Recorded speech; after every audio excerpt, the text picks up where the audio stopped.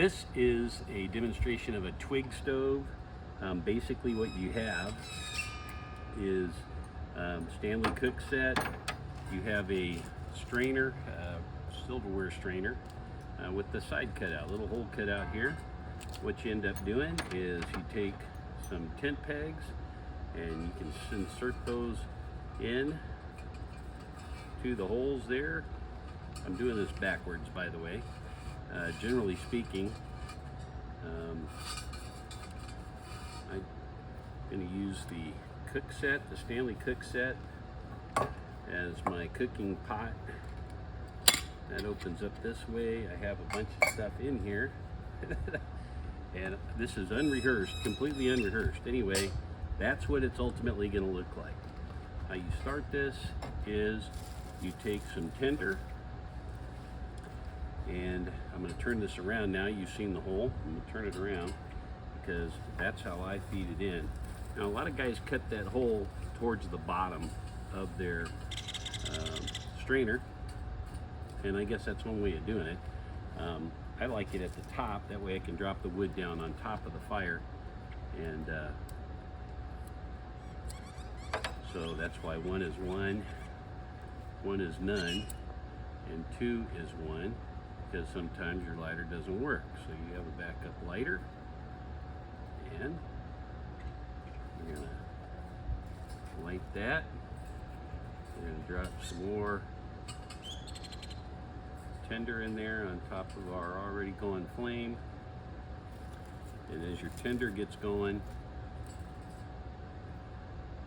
through the top, then you start dropping your twigs in. And again, when you first start it, you can drop the stuff in through the top. Once that gets going, then you're gonna feed your fuel. Again, I have not rehearsed this. I don't go by a script. So if you catch me stammering around a little bit, that's the reason why. And you let that burn down. You put your pot in here like this, and your water's in there, it'll heat it up. If you decide you want to do a fry pan, then obviously you drop your stuff in, you put your fry pan on top, and you put your fry pan on there. The frame's going to come up on the outside through the holes in your burner, and you can do your fry pan. I'll be right back. Go ahead and keep your eye on this. Watch those flames.